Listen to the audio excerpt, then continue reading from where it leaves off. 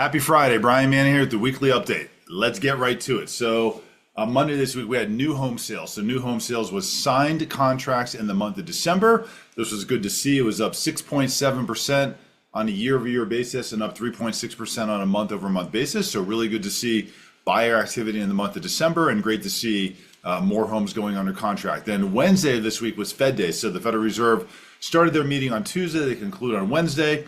Jerome Powell has a scripted speech that he gives, and then he has a press conference question and answer. They held rates flat. I wasn't surprised to see this. That kind of the anticipation was that they would not change rates in this meeting. They answered a bunch of questions, and they just kind of said that, inflation maybe has stalled in the progress that they were hoping it would make, but I think we kind of expected to see that as well. So really not a big market reaction this week from the Federal Reserve meeting. Everything was kind of in line with expectations. Then today, we get PCE, so that stands for Personal Consumption Expenditure. This is the Federal Reserve's favorite gauge of inflation.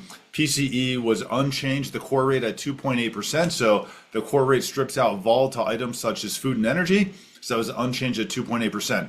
I feel like I've been talking about this for years now. It probably has been 2 years or so we've been talking about this, but we have the shelter component in there. So shelter makes up a very large percentage of this inflation reading, and shelter right now still shows that it's going up at a rate of 4.7%. What's interesting is if we look at real-time numbers, so we look at like rents, for example, shelter is only going up at 1.5%. So when we look at rents, this is a combination of new leases that are being signed and lease renewals. So we have to look at kind of a merger of the two there. Well, the shelter component looks at that as well, and it says that those are going up at a rate of 4.7%. So it is really frustrating to watch the inflation levels remain elevated. You look at these shelter numbers in there that remain elevated as well, but if you look at real-time numbers, the inflation would definitely be more appealing, which would eventually have a positive impact on mortgage rates as well. So here we are still waiting for this shelter number to catch up with us. We're just gonna have to wait and see what happens. I can't believe it. Next week already is jobs week. Unbelievable. The first week of every month we get jobs reports, so we'll have to wait and see what happens there. And I just can't believe that January is already behind us. Realtors, we have an amazing class we're doing right now. It's winning the listing presentation.